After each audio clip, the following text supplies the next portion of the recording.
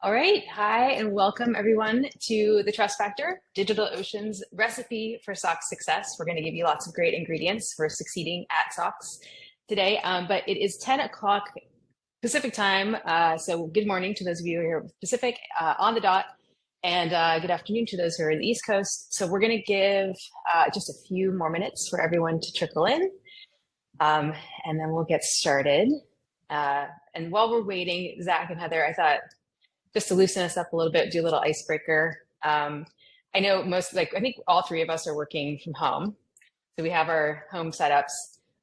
One thing I like to ask people is, what do you have like on your desk or in your home office that people either might not expect or that you just love and need to have with you? What about, I don't know, Zach, do you have an immediate answer? I do. It's not pictured, but to my back left corner, I have my coffee setup, including a drip machine and espresso machine. As a father of a toddler, caffeine has become a requirement now and not just a fun hobby. So, Not just a nice yeah, to have. it's a It's a nice thing to serious have. endeavor. Yeah, right. It's like when I'm brewing my coffee in the morning, it smells like a cafe in here, like I'm working from Starbucks or something. So it is quite nice. Okay, yeah, thanks for inviting. I would come work at your office Yes. next time I'm in Colorado. What about you, Heather? So people who know me might not be surprised about this, but I have like a lot of little dog statues all over my desk of various So cute. types. Here's a little dog that's sitting down. That's kind of weird. So yeah, I have quite a collection at this point because people just get them for me now. That's what I was going to ask. Was it intentional, or did it just start to build because it Yeah. became a thing and then now I it is a thing? started it, and then you know how people are like, "Oh, you like dogs? You like little statues?" Now, dog statues all the Yeah, time. yeah. Mine's similar. I can't show because it's actually so Conductor One has an office in San Francisco and I'm there a couple days a week. When we do a launch, we get a little Lego man that like is somehow related to the launch. So I have this little collection of Lego men now. My favorite being, we did a launch for our Access Explorer, which is sort of like our graph and search capabilities in the product. And we got a little like Indiana Jones guy with a little map. He's like a little Access Explorer. Fun. So I wish I had them to show. They're great. Okay, it's about 2 minutes past. I don't want to take too much of everyone's time, so let's go ahead and get started. First, just the usual sort of logistics of how this is going to go. Very casual chat today. We're just gonna I'm just gonna lead a discussion with Zach and Heather, and I will have them introduce themselves in a moment. But joining us from DigitalOcean. And so it's going to be a discussion with the three of us. We would love to get questions from you all in the audience. So drop them in the chat. If it's something that is like super relevant or a question that for clarification during the course of the conversation, I will throw it in, but we'd like to save most of those to the end, and we will save plenty of time at the end. So hit us with your questions. Let us know what you want to know, all about SOX, all about compliance, about DigitalOcean, about Conductor One. No question is unwelcome. And I think that's about it as far as how it's going to go. Oh, also just that we will also send you all a recording at the end. So no worries if you need to drop. We will make sure you get it. And also would love if you want to share it with someone else who you think would benefit from the conversation. Please feel free to share it out after this. We'll make sure you have it. Okay, so today's topic is going to be all about how DigitalOcean has built a really great SOX compliance and compliance in general program. So what their system looks like, and also how Zach's team and Heather's team work together to make it smooth for everybody. So I think I'll start with you, Heather. Like, tell us who you are, tell us about your team, and tell us a little bit about DigitalOcean for those who aren't familiar. Yeah, sure. So I started my career in security engineering, focused on building security infrastructure and security monitoring programs. About 6 years-ish ago, I made the jump into leadership roles. Currently, I am a senior manager in DigitalOcean's security engineering org. My teams focus on building security infrastructure, identity and access, endpoint security, vulnerability management, governance, compliance, among many other things as needed. DigitalOcean, so a little bit about DigitalOcean. We were founded on the premise of simple, scalable, approachable cloud computing. So we're aiming to fill a void left by the hyperscalers. Our product range includes IaaS, PaaS, and some fully managed offerings to help devs, startups, and SMBs rapidly build and deploy and scale their applications. Awesome. Yeah, needed. All right, and Zach, you are Heather's counterpart at DigitalOcean, so tell us about what you do. Yeah, my name is Zach Nelson. I lead the IT audit function here at DO. I started my career actually in accounting, but I'm a nerd at heart. So I've had the privilege of working at purely tech companies my whole career, and the transition into IT audit was very natural for me. I work on SOX primarily, enterprise risk management, and now that we have kind of some emerging IT risks and trends with Gen AI, for example, I'm starting to look at those and get a handle on those for the business as well. And get ahead of them, absolutely.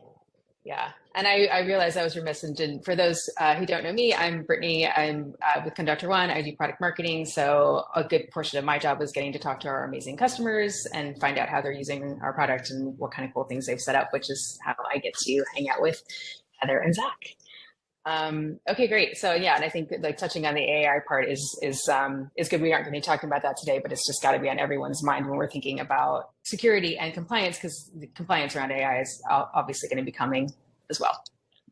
So I wanted to give everyone just an overview of what your compliance program looks like at DigitalOcean. What kinds of frameworks do you have to comply with, and how are they important for your business? So maybe Heather, I'll have you start with that one. So as a U.S. publicly traded company, we're required to comply with Sarbanes-Oxley, or otherwise known as SOX. We also adhere to and we're audited against SOC 2 annually.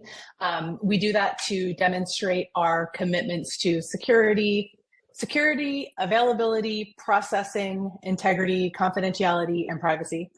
SOC 2 is like a pretty critical compliance certification for us. It's asked for most by our customers, and it's been pretty integral to building customer trust in our security programs. Cool. And Zach, you are really in charge of like getting these programs up and running from the audit side. So tell me about like what is your team responsible for when it comes to the frameworks? Yeah, so DO's been a public company for 3 years now. So you get a 1-year gap generally when you become a public company before you have to opine on what's called a 404, which is the portion of the code that relates to management's assertion on the internal controls that we have.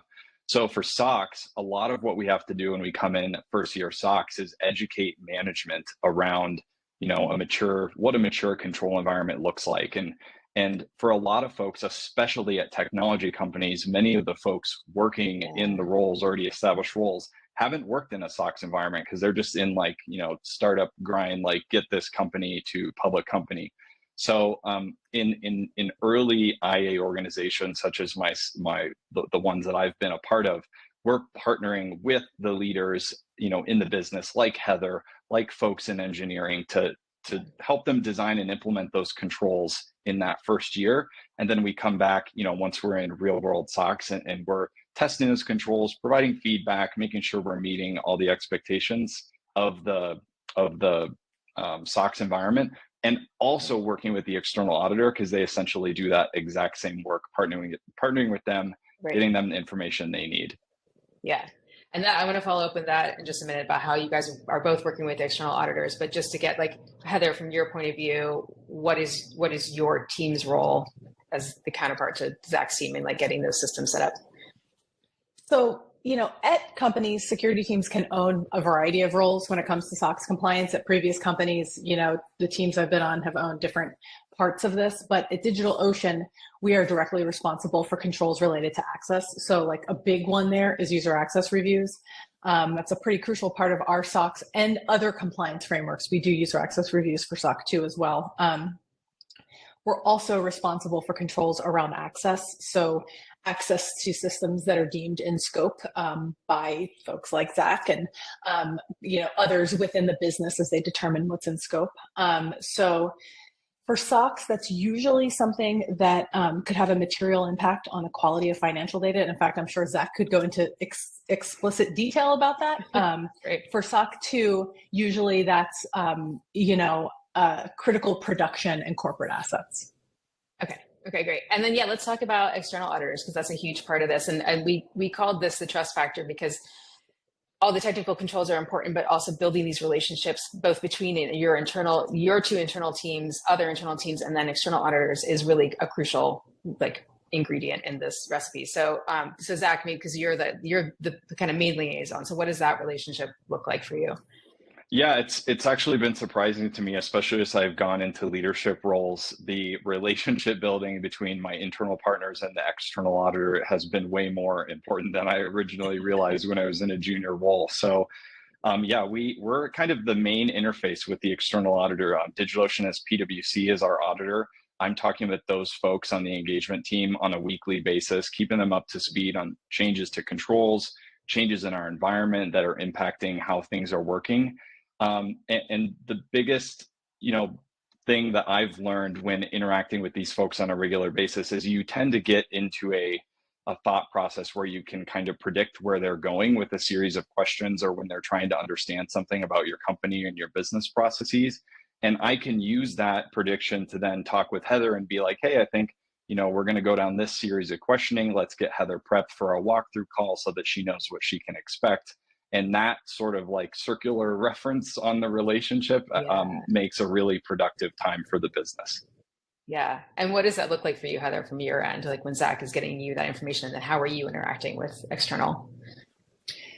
So, obviously, often Zach is the middle person between external audit and security, but we do at least yearly, there's usually a walkthrough or two. If we've made any changes, if something is new, if we've updated processes, we'll certainly wind up spending some time chatting, through that stuff with them. And then, often if you're going through the process of onboarding new external auditors, there might be a little bit more of those meetings, a little bit more walkthroughs. But, having that relationship and partnership with an internal audit and being able to talk through ahead of time, like, what is this walkthrough going to look like? What are the things that, Zach needs us to focus on and make sure that we explain, really makes those calls just kind of go very smoothly. External auditors, sometimes folks might think they might be putting you on the spot, but they're not really going to put you on the spot as long as you can kind of talk through and think through the questions they're going to have ahead of time, and you go prepared and answer their questions. Right. Which kind of, that goes for Zach, for you, that is really getting to understand what are the things they are concerned about and addressing their concerns. So like understanding why they're asking what they're asking. And then for Heather, that's the same for you, is understanding why Zach is asking you to do the things that he's asking you to do. And I do want to get into later about like, how do you get an external auditor to come around or to buy in to like a new system or a new way of doing things. But first, let's just back up a little bit and talk about what your system actually looks like. What did it look like when you were getting ready to go public? What were your goals? And so what were the changes that you made? Because I think for people here today, a lot of the takeaway is gonna be sort of like the nuts and bolts of what have you put in place to make things smooth, right? Either one of you can start with that, whoever wants to jump in. I'd pass it to Heather because she has the privilege of having been here a lot longer than I have. Okay. Yes. Okay. Then that's, for sure.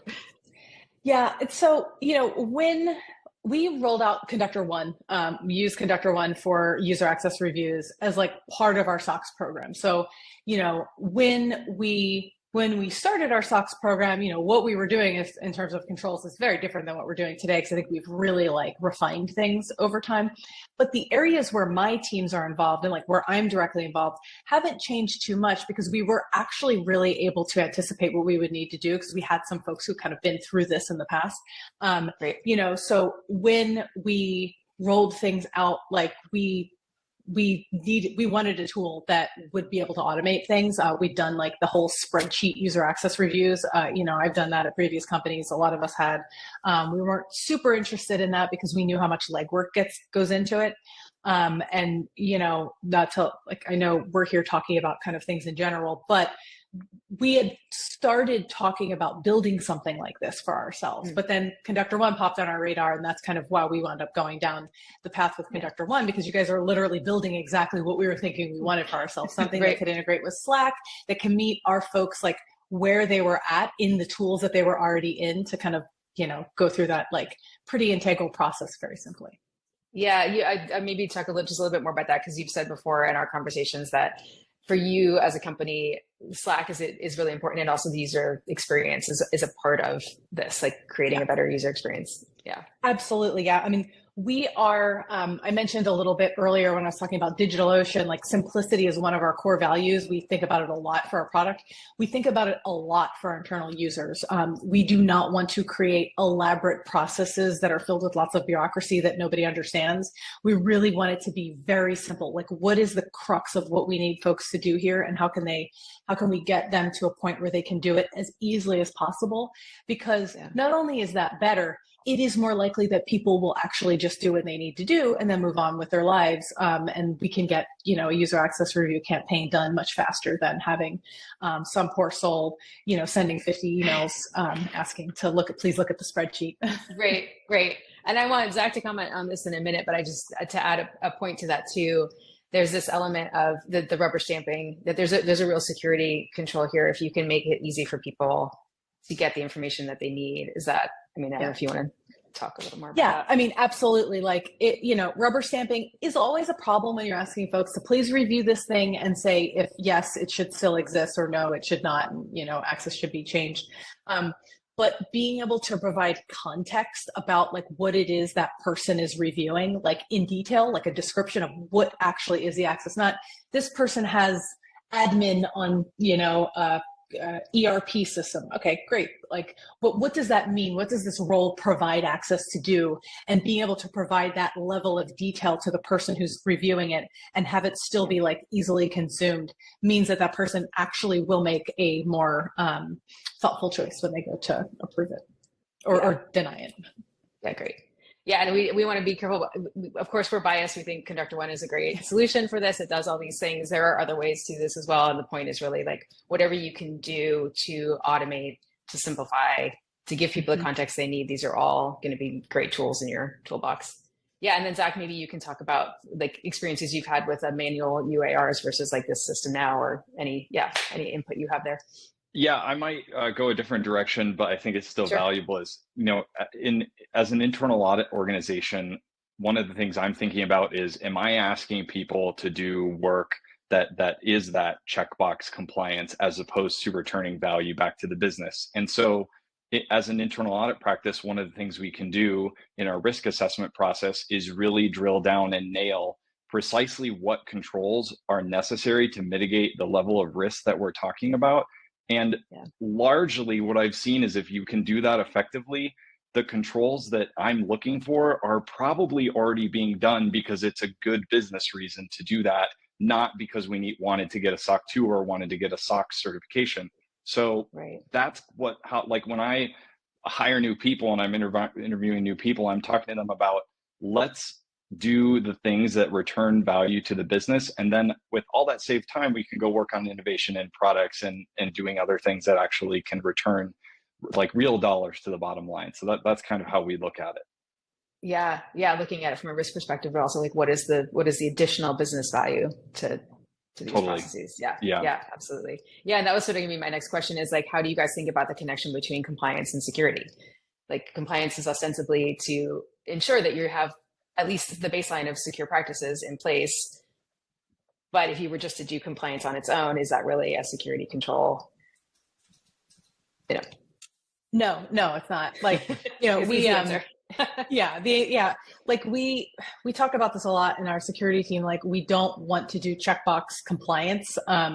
We don't want to do something just because a regime tells you to do it, or, kind of like broadly interpret things and just do every single thing that you could possibly do to like check these boxes.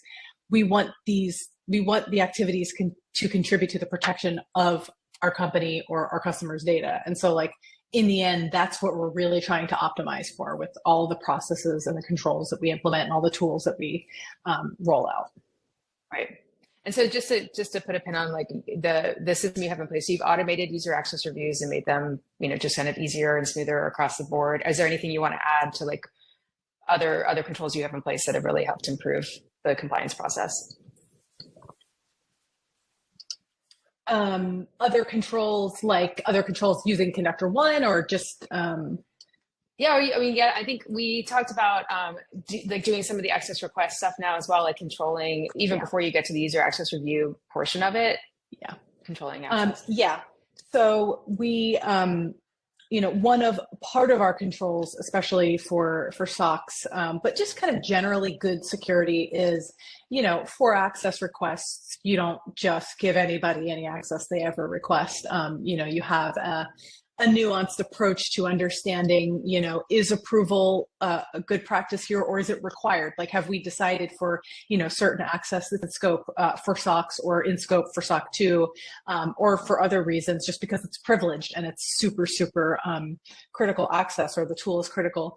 Who ought to be the person to review this and approve this? And we use Conductor One for that. And it's been really helpful to be able to have like nuanced approval policies in place for various types of approval. It's not just like, previous iterations of this at DigitalOcean have been like, it's just always managers. Always a person's manager was the person that approved it, because that's an easy way to automate things. But that's not really always the person who should approve things. Oftentimes there is a system owner or another person who cares about who has access to these tools. So we use Conductor One for that, and it kind of allows us to have greater security, also allows our IT admins, because it is an automated system, it allows them to have more time to do other stuff, because all of that access, once approved, is automatically provisioned. Right. I don't know, Zach, if you have anything to add there at all. Yeah, for the folks listening that are from technology industries where you have internally developed systems, we have another set of controls called engineering change management. And so traditionally we'd like sample commits in GitHub and go make sure they were approved. And obviously that doesn't work for all environments. In fact, most environments, it's pretty much a check the box control activity. Yeah. At DigitalOcean, we actually have an internally developed system, which is an automated system that evaluates deployments to our production environment and takes those deployment commit SHAs and goes and looks in our Git history to see, hey, is this commit, in an approved PR with the requisite people we expect to be. So if you're starting to get a theme, we have built as much automated stuff in place that we can to like return time back to the business. But also we get really good quality from that control, because we are essentially checking every single deployment to make sure that it has an approved code change behind the scenes. So it's a pretty strong, when I go and talk to PwC about this, at first they were like, whoa, that is a little bit advanced for us. But once you get them through the walkthrough and they start to understand that the population is almost 100% covered, as opposed to this like 20 sample of 25, sample of 45 type approach. So it is really nice to have those things in place. Okay, that's a perfect segue, because that's where I want to take the conversation now, is both. So if you are someone who's here listening and your company is not at this place, you're probably thinking about, how am I going to get my external auditors to buy in to maybe a more like modern or automated way of doing things? And also, like we could say, like hypothetically, Zach, if you were to go to another company from DigitalOcean and start working with a new security team that just hasn't put in a system like this yet, how do you start to educate them or get them to buy into making some changes? Yeah, I think the first thing is you have to have an internal culture of like change can happen and for the better. And once you have some people in place that are willing to think like that and think outside the box, frankly, because a lot of what we're talking about is a little bit, non-traditionalist, so to speak, then you have to get your external auditor on board. And PwC for us has been a great partner in that regard. We have the IT portion of the audit team is a Bay Area team. So they've worked with other technology companies similar to DO and are familiar with, outside the box thoughts and willing to go through the extra cycles to document and understand, we don't do the UAR in a spreadsheet, but we do it this way. And this gives us all these extra advantages. And those advantages flow through to the audit process of saying, oh, well, I don't have to worry about, the timeliness of this, because the system is recording the times when we requested the UAR and when people have marked that it's appropriate. So that's kind of my response, is culture, and then working with your audit team to get the right team members on your file where you can be effective at rolling out these new approaches if you're not already using them like we are. Yeah. And then maybe like a hypothetical for you, Heather, same thing. If you were to go to another company and you didn't have a Zach there, but you had, so we talk about like, this is maybe some of the friction sometimes, or some of the things that can make things more complicated is, say you have an audit team that you have to do a lot more education around the technology you're using. Like, what would that look like if you weren't working with a Zach? I'll just prefer to work just with Zach. No, I'm kidding. I think it really is about understanding how to collaborate with folks that are not like coming at this just from like the automate everything mindset. Like a lot of us who've been working in technology companies have been working in technology roles. We really have bought into the idea of automating as many things as possible because it really like saves a lot of time and it reduces human error. There's a lot of value there. And so I think being able to explain that and kind of like working on how you make that case and like what are the benefits to get buy-in, and I think it also is about having the right folks on the internal audit team. I have worked with multiple internal audit teams. I've worked with folks who maybe were not IT auditors. I think that like obviously as a security professional, you don't really have a lot of control as to who the business hires to fill in the internal audit roles. But like if you have a say, especially if you're in a leadership position, you can build relationships with the leaders on the finance side or wherever internal audit is sitting to kind of give that input around like, hey, IT auditors are really value here because they can help they will understand kind of like where you're coming from and be able to bridge some of those gaps where folks who maybe have just more of a strictly audit background, oftentimes will want to just like, they'll like, they want to like include everything and they don't want to automate anything. They want, every single little tiny detail to be pulled into scope and, screenshots for everything, not just the things, that we really need the screenshots for.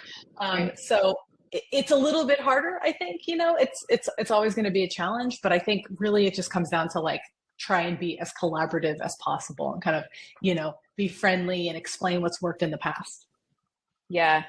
That's what I was thinking about too, is that sort of, it just becomes harder for everyone if there's not that trust, which is again, back to the trust thing. It's trusting that both teams are doing what's best for the business. You have the same like ultimate goal. And I know, because Zach, you've talked a little bit about not everyone is going to have the relationship that your teams have because there is this sort of checks and balances. Maybe talking about what is an ideal relationship between like an auditing team and a security team. Yeah, great question. So internal audit functions are expected to have a certain line of independence between themselves and the business. So like administratively, I report up through the finance org, but in reality, I actually report through our VP to the board. So we have this kind of independence structure.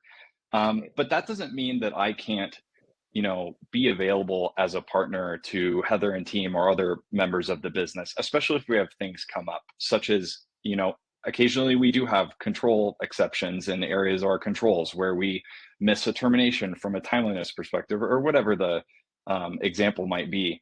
And where I've seen my and Heather's relationship being really effective is when we have those things come up, Heather's reaching out to me, giving me the, exec summary style, this is what happened. Then I can start to think through, okay, what are the sorts of assessments or additional documentation we might need to do? How am I going to couch this with PwC in terms of describing what happened, or maybe carving out that particular example is maybe something that shouldn't have been in scope originally, just putting some creative thought onto it, so to speak.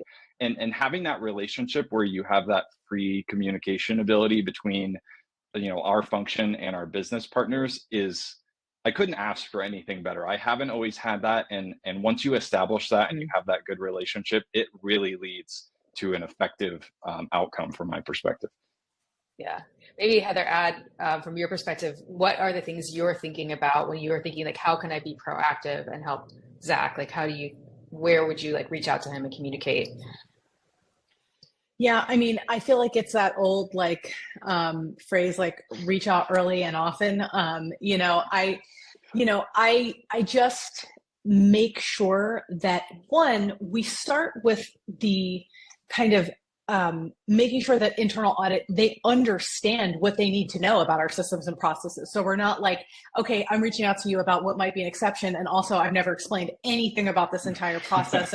Or maybe, you really haven't spent time with it yet, but So making sure, one, we're coming from that same basis of understanding. And so that when you reach out, like it's not like, okay, can you please tell me again, like, what is it that we actually do here? It is like, no, we understand what we do. Here's the exception. We can kind of pivot as we need to. I think that that's really important. And, you know, just ensuring like that collaboration, you know, it is, often there may be an exception or a change that we need to make, coming with ideas about like what we could do, not just being like, hi, Zach, here, let me just flop this problem over to you and you tell me what to do. It is, you know, that collaborative process. Right, right. Okay, let's talk about what tips you would give to folks who are just either are anticipating that SOX is on the horizon and they need to start thinking about it, or maybe they've gone through a couple of SOX audits already and want ways to improve them. But let's talk about it both from what are the the systems they can get in place right away if they're leaving this conversation today, like first couple of things they could do, and also if they want to try to establish this more fruitful sort of trusting relationship, what are the steps they can do to start to bridge that? Sure. I think what's been successful for us, and this happens both on the onset of SOX compliance, but also, you know, throughout the time when you're SOX compliant, is drilling in on risk assessment and having really solid documentation for the business partners that you're going to work with. And to demystify what that means, SOX is primarily a financial risk. So what systems are involved or access are involved that could pose risks to the completeness, accuracy, et cetera, of your financial statements. So we maintain a lot of internal documentation that says, like, these are all the systems that we think are key for that, and the roles in them, and the users that have access to them, and the controls that are relevant for them. And we maintain that. And I won't say it's always been perfect. You know, we've had some hiccups along the way, but that's a really great resource to have for your internal teams, especially if you're having that first conversation with like IT of like, hey guys, we need to maybe approve administrator access to the ERP, and not just like over the phone. We need to have it written down in an accessible way so that when I'm asking for it a year later, we're able to retrieve it effectively. Like when you're having those type of conversations, being able to know up front, it's these right. systems, these roles, makes it a very productive activity. Yeah. Heather, what about from your point of view? So, you know, I think one of the big things is, you know, as Zach was alluding to, access requests. So it's kind of like putting these processes in place ahead of time. Don't wait for an internal auditor to tell you you need to have a documented access request process with, you know, approvals where necessary. You know, start doing that anyway, because one, it's value add. It's going to be helpful at some point. You're going to be trying to figure out, why does somebody have this access, who approved it? And also, getting things integrated, having an IDP, you know, as an example, we use Okta, but there are a number of tools out there. Kind of get everything centralized. The more things you have centralized, the easier a user access review process is going to be. You know, we have a number of things that are centralized through our main IDP and identity and access systems. We have a few things that are outliers, and those are the systems that always take a little bit longer to get these user access reviews done. It's kind of like the least enjoyable user access reviews that my teams are doing. I think, you know, another thing I just thought of is, you know, we're starting to automate our user access reviews. That's like some new functionality that Conductor One shipped at some point in the last 6 months or so. We had put off implementing that. We're doing it this year. I think it's going to really save a lot of time. So I think that's a big one. And then I think, you know, as I mentioned earlier, like one of the most important parts is spending time with internal audit so that they understand the systems and processes that you have now, and make sure you guys are both coming from a shared understanding as you're building out the controls. Yeah.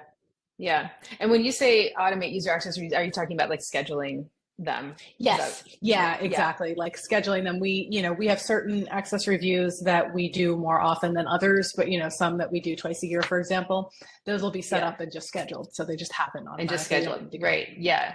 Yeah, because it is a pretty automated process already. But yes, that's like an additional sort of like step of automation, which is you just have them on a schedule. They're already scoped. You can kind of check them before you start them. So we have a few questions coming in. So I think, well, before we hop to the questions though, I just want to, is there anything that we haven't touched on that you guys want to make sure that we hit, or any additional like last little nuggets of wisdom you want to make sure that, and that you don't have to. Yeah, I have the one that we wrote down in our notes, which is sometimes you're joining an already established compliance environment. And that actually happened for me when I started it at DO. I joined towards the end of that 1 year gap where you have to really be in compliance with SOX. And we walked into a control environment that was insane in terms of a number of controls. The risk assessment, as I talked about, wasn't, couched in reality of what a business is capable of doing. And so what I wrote down is challenge the narrative. I mean, we had to essentially reevaluate the control environment that we walked into that was already designed. And we probably got rid of, 60 to 70% of the controls, or by scoping like the level of effort that was required to deliver those controls. And I think that's my recommendation is, whether you're an IA or in a security organization, don't be afraid to push back, challenge the narrative a little bit. There are unique ways to do things in every environment, and you should take advantage of those opportunities. It only creates more efficiency and makes it easier to do your job. Yeah, absolutely. And sort of unrelated, but it just reminded me, I wouldn't have thought of this, and maybe it's just a good thing to say to people. You shared in another conversation that if you were working with an external audit that just really isn't jiving with you, you can change that relationship as well. Yeah, you can do an RFP. Right. Not necessarily like the first thing to do to change things up, but it's an option. 100%. Yeah. Okay, so Jake, we sort of covered this, but I want to make sure we're getting everything. He says, "Hi, I'm curious how you tackled UAR automations with review policies and how you gained audit approval for those review policies." So the policies themselves that you've built into the reviews. So we essentially established the policies that who we thought was appropriate for a review. We worked with internal audit to ensure that they were on board, but for the access that we review regularly, we identified in some cases the systems owner. In fact, I think in many cases it's the system owner who has a better understanding as to who should have what role in the systems that they are responsible for. And that was kind of our approach initially. And I don't think we ever really had to talk IA too much into it, because it made sense. And we established that in writing, so that, we always have to go back on in terms of a policy that's written. Yeah, Jake, if we're not getting your question, come back with a clarification, because it is what Heather's saying. It is 100%, the risk assessment in determining the users that need to be reviewed, at least for SOX, is kind of the upfront factor for that. And that's a combination of external auditor, us, and, the business subject matter experts in defining which roles, carry the risk, so to speak. Yeah. Okay, great. And then we have another question. How did you assess the vendor IT dependencies on Conductor One with your auditor to reduce their insistence for vendor SOC 1 to reporting? Yeah, I'm assuming this question is, how did we prevent Conductor One from being an in-scope application in delivering the UARs? Yeah, it's actually a really interesting question, and we've had this conversation actually several times. Where we landed is, for SOX systems that are in scope, not due to Conductor One feature functionality, but due to some of our internal systems, such as our databases, there isn't a connector today to get that information directly into Conductor One. So our first step in developing a UAR for those systems is grabbing the data from like the MySQL console, for example, and we screenshot those. And by we, I mean Heather and team. But those screenshots serve as kind of the population support, the population completeness that goes into Conductor One. And then the output is that review file, which shows the UAR users reviewed. And we just tie that all the way back to the original screenshots. And we're not relying on the system, because we have this nice Excel output and auditors are very comfortable using an Excel output for reviewing the completeness and accuracy. So that was a natural conversation for us. In the future, if we have connections directly in our environment where we're relying on that connection to grab the user population, there's definitely a deeper conversation about scope there and possibly assessing Conductor One's SOC report. But as of right now, for us in our environment, we haven't had to go that stretch. And frankly, assessing an additional SOC report once annually is not a ton of work. So if we get to that point where we're relying on those integration points, it's not out of the question. We still get a big return on investment from the automation as opposed to doing this all manually in like a Google Sheet or an Excel doc. Yeah, I will say as an addition to that, even scenarios where we do integrate directly with Conductor One for our user access reviews, we still grab screenshots of the system of record and compare that against Conductor One, just to have to essentially have external audit comfortable with that integration versus building out a more detailed change management control over Conductor One and all of the integrations that it has. So that's something that we've decided to do on our end to kind of save ourselves some other additional trouble. It's not as big of a deal to just grab some screenshots and kind of just do the completeness and accuracy checking right in a ticket that we use to track the entire UAR. Yeah, which is a cool and interesting point that there is going to still at times be some compromise here and the wanting to get the external audit comfortable, making sure that they have what they need. Yeah, this is, it's a process. So we have a follow-up from Jake. He says, it makes sense. Wondering if anything was put into place, such as auto approvals based off RBAC for entitlements or auto removals for terminated users for any UARs. That sounds like that's not in place for you guys yet. Is that?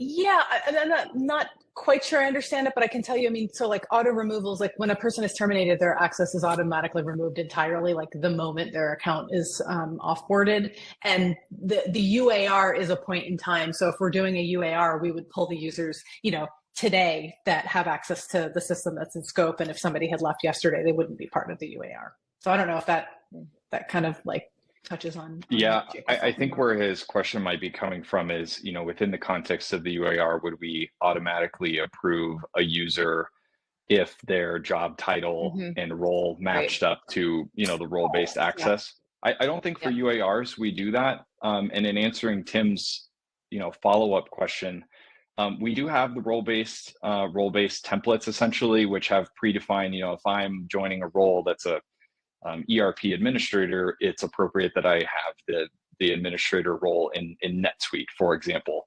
The way this works, and Heather, you can keep me wrong, is we still look for a first line manager approval in an access request for something like that.